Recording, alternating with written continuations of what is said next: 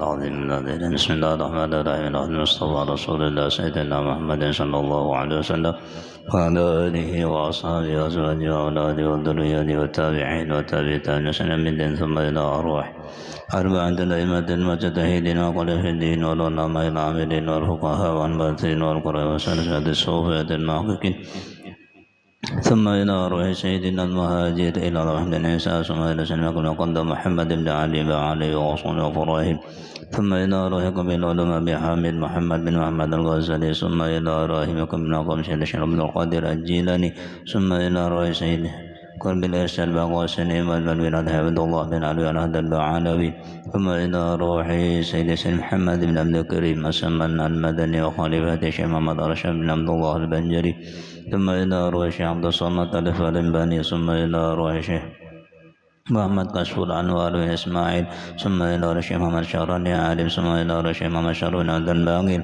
ثم إلى أرواح والدينا ومشايخنا ومعلمينا أجمعين ثم إلى شيخنا وربنا شيخ محمد زين بن عبد الغني والشيخ محمد صقري بن حسن مصطفى البزاري وأصولهم وفروعهم أن الله يتغشى بالرحمة والمغفرة ويدعى علينا وعلى أولادنا وذرياتنا من بركاتهم وأنوارهم وأسرارهم وعلمنا أن الله أن رزقنا وإيما التوفيق والهداية والاستغاثة الخاتمة في خير وعافية وأن تجعلنا وإياهم من عبادك الصالحين على هذه النيات ولكل نية صالحة وعلى ما له سلفنا الصالح وإلى حضرة النبي الفاتحة. أعوذ بالله من الشيطان الرجيم بسم الله الرحمن الرحيم الحمد لله رب العالمين الرحمن الرحيم مالك يوم الدين إياك نعبد وإياك نستعين اهدنا الصراط المستقيم صراط الذين أنعمت عليهم غير المغضوب عليهم ولا الضالين. بسم الله الرحمن الرحيم الحمد لله رب العالمين والصلاة والسلام على أشرف الأنبياء والمرسلين سيدنا وحبيبنا مولانا محمد وعلى آله وصحبه أجمعين. أما بعد فأقول سبحانك لا علم لنا إلا ما علمتنا إنك أنت العليم الحكيم ولا حول ولا قوة إلا بالله العلي العظيم. رب اشرح لي صدري ويسر لي أمري واحلل عقدة من لساني يفقهوا قولي. قال المؤلف رحمه الله تعالى ونفعنا به وبجميع في الدارين آمين. ومن المحافظة على الصلاة والإقامة لها كمال الطهارة والاحتياط فيها في البدن والثوب والمكان. Wa minal muhafadhati ala salati, dan setengah daripada menjaga dan memelihara atas salat, wal iqamatu laha, dan mendirikan baginya bagi salat. Sebagaimana yang telah terdahulu bahwasanya Allah Subhanahu wa taala berfirman hafidhu ala salawati, jaga dan pelihara olehmu atas segala salat, utamanya salat yang 5 waktu. Bagaimana daripada kita menjaga dan memelihara salat? Karena salat ini adalah nanti di akhirat, di hari kiamat, yang akan pertama kali dihisab dan diperiksa oleh Allah Subhanahu wa taala. Di antara menjaga dan memelihara salat yaitu kamalut taharah, yaitu menyempurnakan bersuci, wal ikhtiyatu fiha, dan berhati-hati padanya, fil badani, pada badan, wasaubi, dan pakaian, wal makani, dan tempat. Karena di antara syarat sahnya salat adalah wajib suci. Di antara yang wajib suci itu yakni suci daripada najis, Suci daripada najis ini ada 3 macam yang wajib dibersihkan dan wajib suci. Yang pertama badan kita, dan yang kedua pakaian, dan yang ketiga tempat. Jadi ketiga-tiganya ini, badan, pakaian, dan tempat itu wajib suci, wajib bersih, suci daripada najis. Itu sebagian daripada menjaga dan memelihara sholat.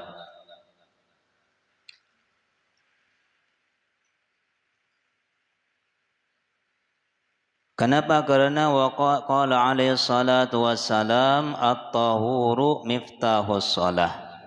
Bermula suci itu kunci daripada sholat. Jadi kunci daripada sholat atau sahnya sholat itu adalah suci.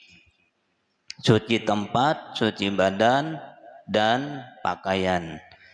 Jadi waktu kita mencuci pakaian kita harus hati-hati. Jangan hanya pakaian itu bersih, tapi wajib suci. Terkadang bersih tapi tidak suci daripada najis.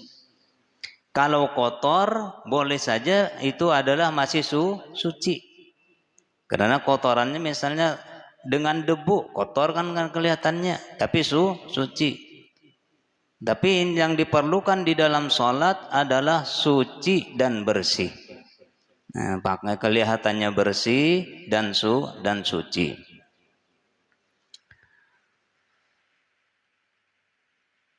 Jadi at-tahur miftahus shalah.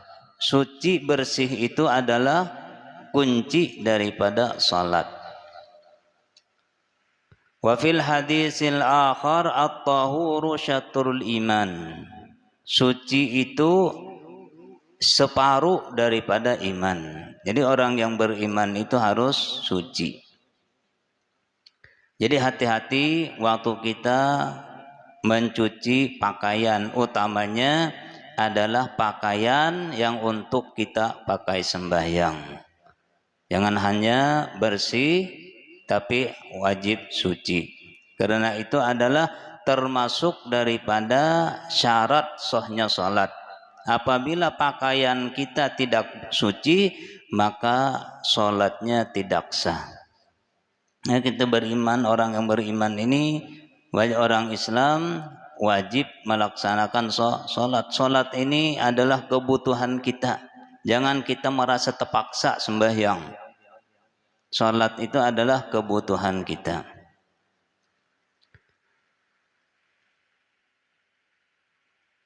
Wa isbagul wudu'i, yang pertama tadi adalah wajib suci dengan sempurna.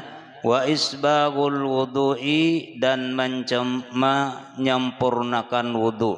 Jadi berwudu dengan sempurna. Ini juga termasuk bagian daripada suci. Yaitu suci wajib kalau kita ingin melaksanakan salat, wajib suci daripada hadas, baik hadas kecil ataupun hadas besar. Karena kita terkadang tidak terasa, padahal di dalam hadis Rasulullah, barang man taraka fardhatan wahidah, barang siapa yang meninggalkan satu kefarduan, satu kali fardu, maka kutibat ismuhu ala babin nar, maka ditulis tercatat namanya di atas pintu neraka. Sekali kita meninggalkan sembahyang, dicatat nama kita di atas pintu neraka.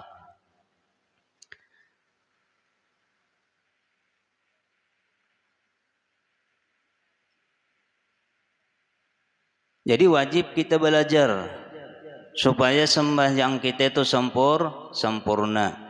Wajib dengan mengetahui, mempelajari syarat-syaratnya, mempelajari rukun-rukunnya, dan pembatalnya. Termasuk daripada syarat sah sembahyang adalah isbagul wudu, adalah berwudu dengan sempurna. Jadi ilmu fikih ini wajib kita pelajari. apalagi kalau perempuan itu banyak yang harus pelajari, mulai daripada haid, daripada nifas, wajib belajar. Nah, terkadang kita tidak terasa, perasaan kita tidak pernah kita meninggalkan sembahyang. Ternyata kita sering meninggalkan sembahyang karena kada belajar, karena kada mengerti. Di antaranya adalah di dalam kitab fikih dinyatakan ujar sidin mabadil fiqhiyah itu ilmu fikih yang paling rendah, pelajaran ilmu fikih yang paling peringatan ujar sidin. Apabila seorang perempuan habis haid, biasanya pian kan haid, lalu habis haid, selesai haidnya, lalu selesai habis haidnya itu di waktu asar. Kan terkadang waktu asar habisnya, terkadang waktu zuhur, atau terkadang waktu isya. Iyalah. Nah. Jadi apabila habis haid itu waktu asar, pian sembahyang apa? Sembahyang asar aja kah atau lawan zuhurnya kah? Jadi dua-duanya. Jadi zuhur dengan asar, jadi zuhurnya wajib disembahyang, wajib diqadha, wajib sembahyang apabila waktu asar. Atau juga habis haid itu di waktu isya. Nah, maka sembahyang maghribnya wajib diqadha. Jadi dua sembahyangnya yang kita laksanakan, maghrib dengan isya. Kalau pian hanya sembahyang isya atau hanya sembahyang asar, berarti sudah satu waktu pian tinggalkan sembahyang. Kenapa? Karena zuhurnya atau maghribnya tidak diqadha. Lamun 10 tahun ke itu terus, berarti 10 waktu pian tinggalkan sembahyang.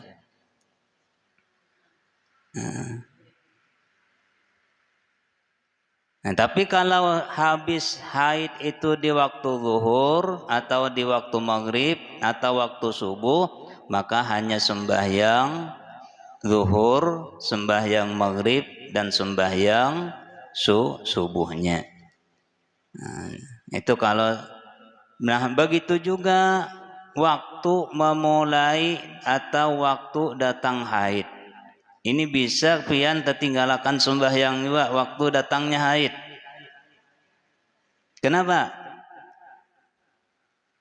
Misalnya, wah ini atau sekarang waktu zuhur itu jam 12:10 sudah masuk waktu zuhur. Ternyata pian jam 2 belum sembahyang. Jam 2 belum sembahyang. Apalagi jam 3. Aturannya kan sudah masuk zuhur jam 12:10 sudah masuk zuhur. Ternyata jam 1, jam setengah 2, jam 2 belum sembahyang. Setelah mau sembahyang ternyata haid. Nah, nanti setelah selesai haid wajib diqadha. Zuhur nang ketinggalan tadi wajib diqadha. Kenapa? Karena taksir. Nah, ini kalau waktu datangnya. Jadi kalau datangnya ini apabila kita sudah masuk waktu sembahyang belum sholat, ternyata haid, nah maka wajib diqadha, baik itu waktu asar, baik waktu maghrib atau waktu isya. Nah, ini kalau kita kada belajar, ya sudah. Apabila sudah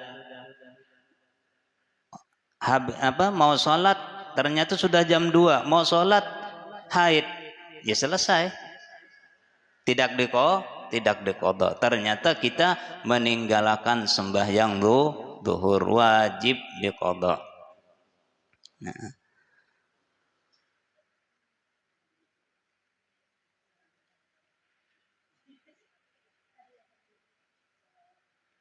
Jadi kita ini hidup kayak apa supaya kita selamat di dunia, selamat di akhirat. Cari pahala sebanyak-banyaknya. Karena perjalanan kita ini masih sangat jauh, masih panjang. Kita ini berjalan hidup di beberapa tahapan. Dan tahapan-tahapan yang akan datang ini lebih lama daripada tahapan yang sebelumnya. Pertama kita hidup di alam arwah. Nggak tahu berapa tahun kita di sana. Kemudian setelah di alam arwah pindah ke alam rahim. Sebentar aja mungkin 9 bulan. Ada yang 10 bulan di alam rahim. Kemudian setelah di alam rahim kita dipindah lagi ke alam dunia, lahir ke alam dunia. Nah, di alam dunia ini juga tidak terlalu lama, hanya sebentar. Makanya kun fid dunya ka'abiri sabilin, jadilah engkau di dunia ini seperti orang yang hanya lewat sebentar, kada lama. Ada yang 60 tahun, ada yang 70, 65, ada yang 40. Kada tentu waktu di dunia. Dan waktu di dunia inilah penentuan apakah kita akan bahagia setelahnya atau kita akan sengsara. Penentuannya waktu di dunia. Apabila kita tidak pandai menggunakan umur waktu di dunia ini, maka kita akan sengsara seterusnya. Tapi apabila kita pandai menggunakan waktu di dunia ini, maka kita akan bahagia dan selamanya di dalam kebahagiaan. Jadi waktu di dunia ini kita harus berpintar-pintar. Karena penentuannya selamat atau kadanya, bahagia atau sengsara kita setelah di dunia adalah tergantung waktu umur yang sebentar ini. Waktu di dunia. Makanya wajib kita mencari bekal, wajib kita persiapkan. Perjalanannya masih sangat jauh.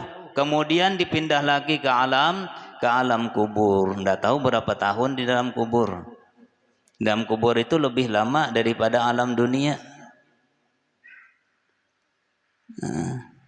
Kemudian setelah itu kita dipindah lagi ke alam mahsyar.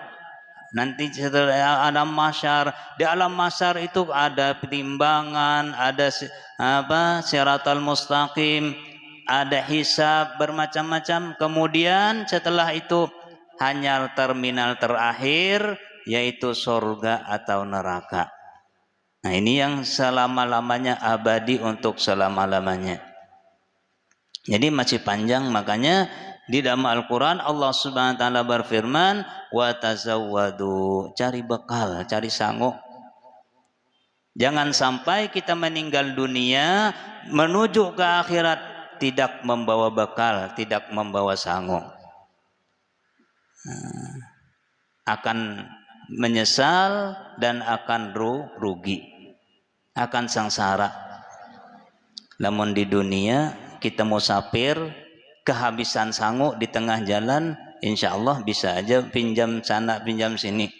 Tapi kalau di dalam kubur hendak pinjam lawan siapa?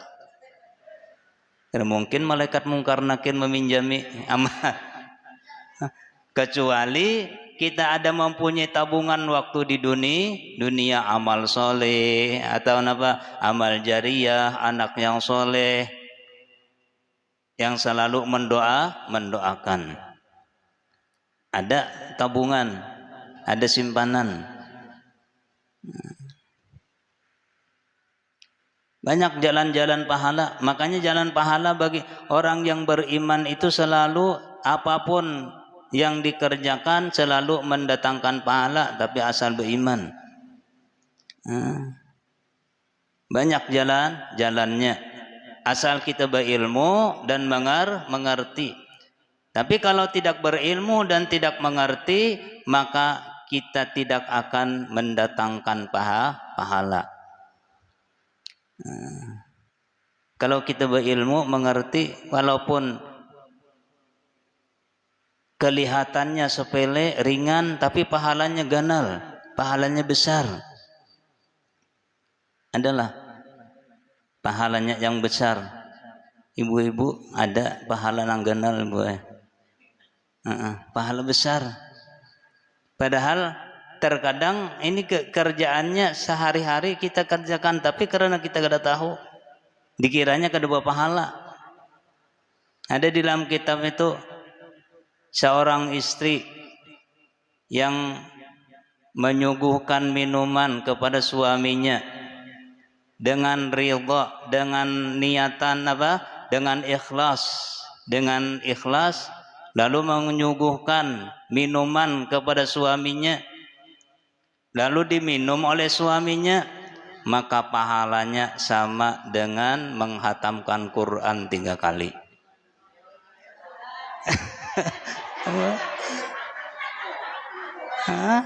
Jadi kita nama Ronald tinggal dulu. Ya pahala. Dengan gembira, dengan ridha, dengan senang, lalu menyuguhkan minuman aja lain, lamun bemasak lain lagi pahalanya enggak. Ini minuman aja disuguhkan.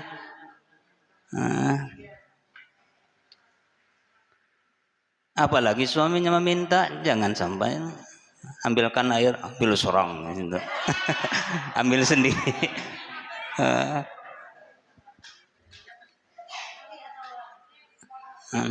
Makanya ujar Nabi, jangan engkau menyepelekan amal kebaikan sekecil apapun itu. Terkadang itulah yang akan menyelamatkan kita.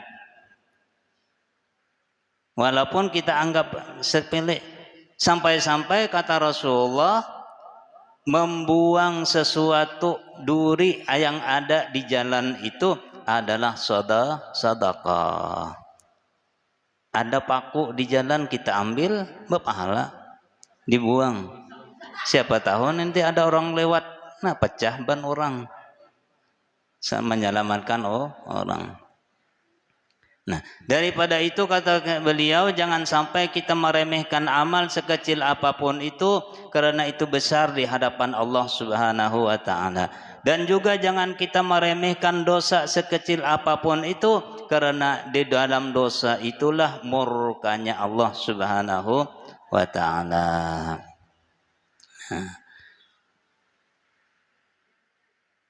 Jadi itu masalah haid tadi harus kita hati-hati, harus kita jaga.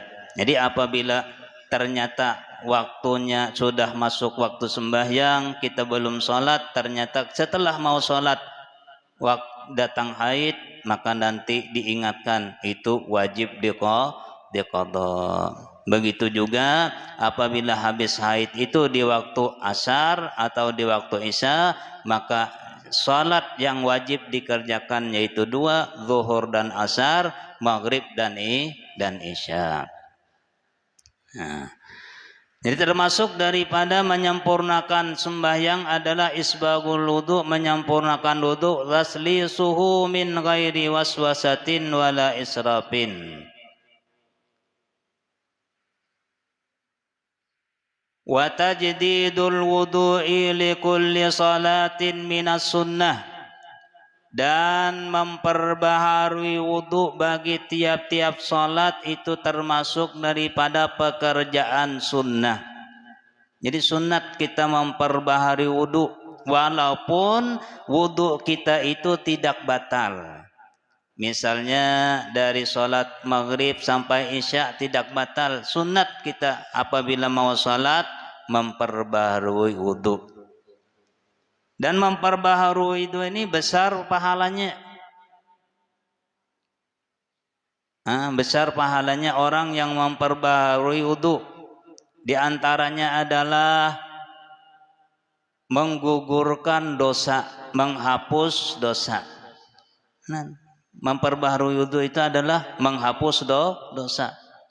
Di antaranya adalah akan mendapatkan cahaya nanti di hari kiamat. Di antaranya lagi fadilah memperbaharui wudu adalah mendapatkan doa daripada malaikat. Jadi malaikat mendoakan kita. Nah, banyak kelebihan-kelebihannya. Nah, orang yang memperbaharui wudu. Nah, walaupun seandainya tidak berwudu pun kita sholat masih tidak apa-apa. Tapi sunat, termasuk pekerjaan sunat adalah memperbaharui wudu. Likulli sholatin, bagi setiap sholat. Wadawamu 'alal wudu'i mutlaqan mahbubun.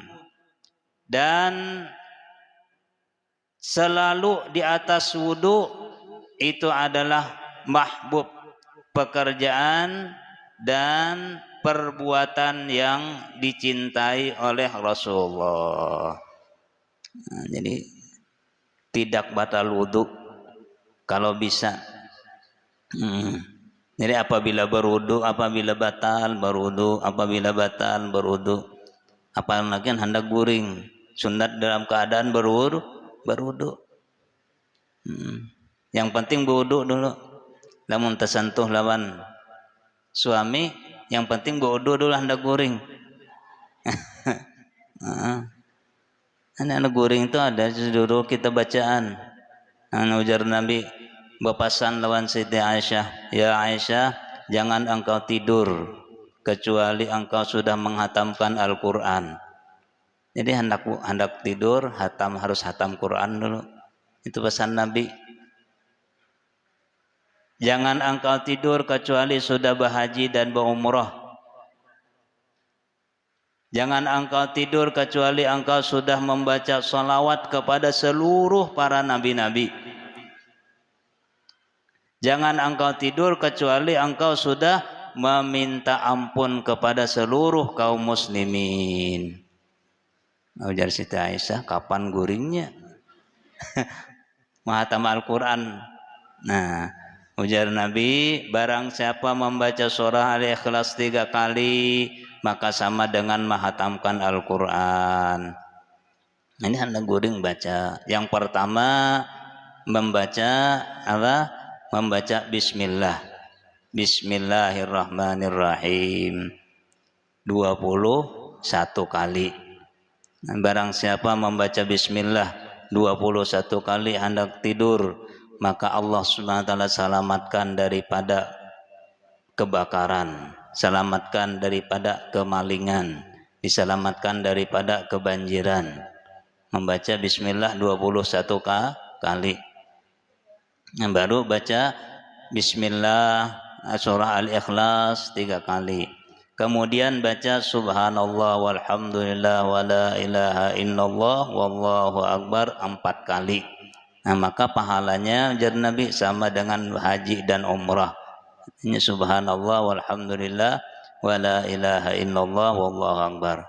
Kemudian baca salawat Allahumma shalli ala sayyidina Muhammad wa ala ali sayyidina Muhammad wa ala jami'il anbiya wal mursalin.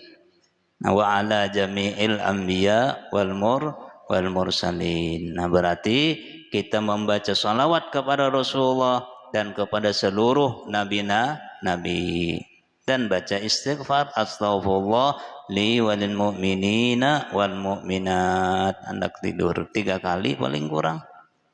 Berarti sama kita dengan meminta ampun kepada seluruh kaum muslimin. Mudahnya. Ini Allah Subhanahu wa taala menjadikan solusi bagi kita. Walaupun kita nang malas beribadah. Jadi banyak ibadah-ibadah yang pekerjaannya sedikit tapi pahalanya besar.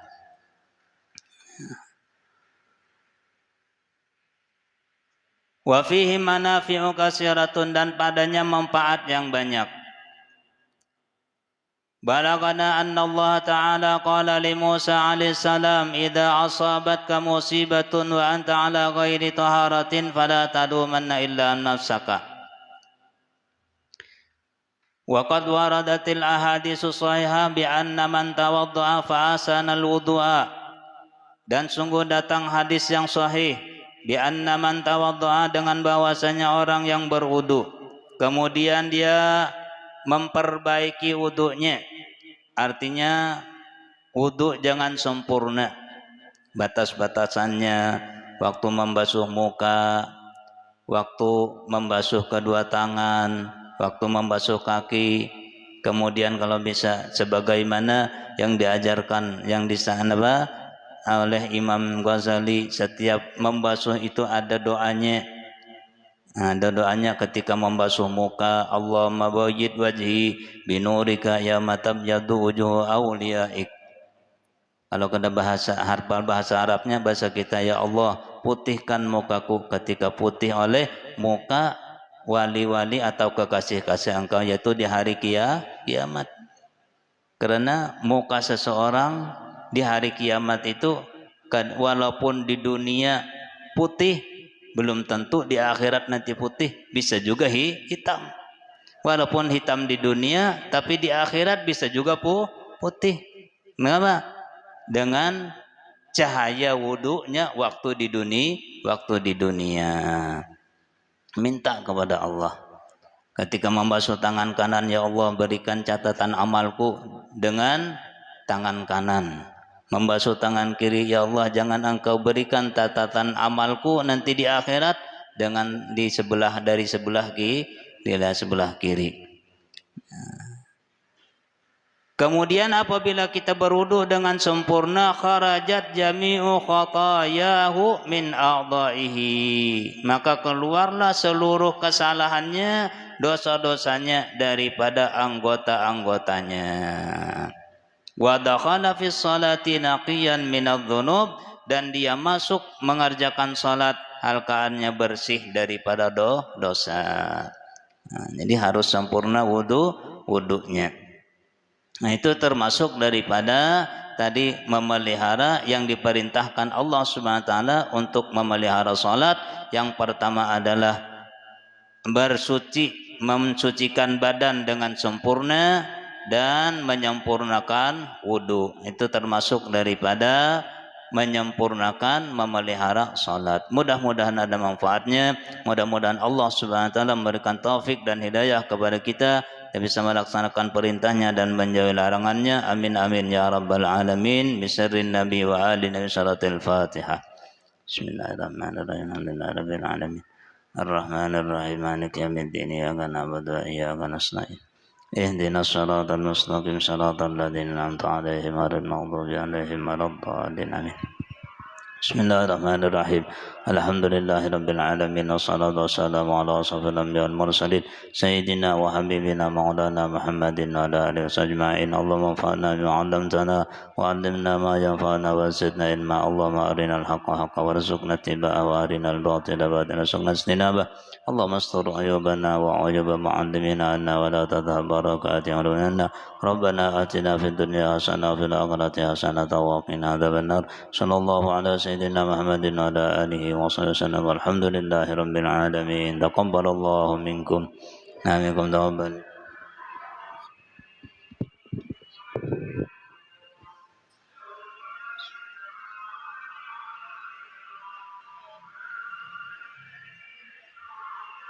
Makan lagi kah?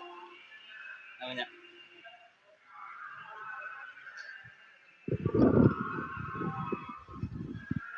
Kembali kita omongkan haul. Insyaallah kita mengadakan haul sesaman, yaitu pada malam minggu, satu minggu lagi. Satu minggu. Insyaallah 1 Juni, yaitu hari Minggu malam Senin. Ini kita hadir semua. Malam Senin acara kita mengadakan haul sesaman. Namun hendak ada yang mengumpul, bisa dikumpulkan lawan Mama Yuli. Kita sama-sama mudah-mudahan mendapat berkah daripada Syekh Saman.